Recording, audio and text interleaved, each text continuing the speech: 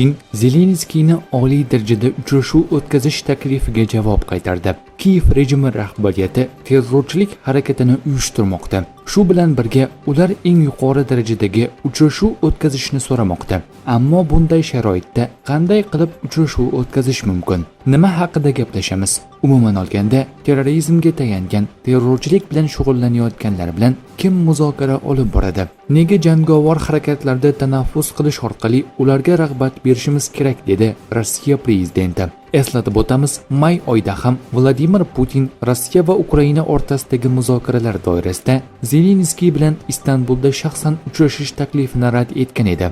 Bir hafta avval Ukraina prezidenti Zelenskiy Trump Putin shaklida 3 tomonlama uchrashuv o'tkazishni taklif qilgan edi. Zelenskiy Istanbulda muzokaralarni davom ettirishdan bosh tortdi. Ukraina prezidenti endi muzokaralardan foyda yo'qligini ta'kidlagan. Menimcha, Istanbuldagi uchrashuvlardan hech qanday yechim topmaymiz. Muzokaralarni davom ettirish ma'nosiz. Biz Rossiyaga o't ochishni to'xtatishni taklif qilamiz. Tarafdorlarimiz bizni qo'llab-quvvatlashiga ishonamiz. Hammasiga ruslar o'zi aybdor degan Ukraina rahbari. Ukrainaning Rossiya aerodromlariga uyushtirgan hujumi Kiyev AQShdagi kayfiyatini o'zgartirishga yordam berishi kerak. Ukraina prezidenti: Ukrainaliklar urushda yutqazyapti. Ularda kartalar yo'q va hokazo degan ritorika hozir biroz sustroq yangrayapti. Buni juda ehtiyotkorlik bilan aytyapman, chunki bizning jamoamiz ayni paytda Qo'shma Shtatlarda, Vashingtondagi siyosiy doiralarda kayfiyat o'zgargan deya fikr bildirdi Zelenskiy.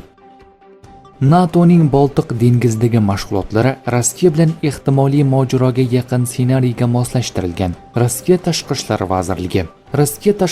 vazirligi NATOning Boltiq dengizi mintaqasidagi harakatlarni provokatsion deb atadi. Moskvaning bahosiga ko'ra, alyans tomonidan o'tkazilayotgan mashg'ulotlar Rossiya chegaralari yaqinida harbiy bosimni kuchaytirishga qaratilgan. NATO infratuzilmasini Rossiya bilan bevosita harbiy to'qnashuv ehtimoliy ssenariylariga moslashtirish intilishi kuzatilmoqda, deyiladi vazirlik bayonotida. Hozirda NATO tomonidan Boltiq dengizida o'tkazilayotgan Baltops mashg'ulotlarida o'nlab harbiy kemalar va minglab harbiy xizmatchilar ishtirok etmoqda.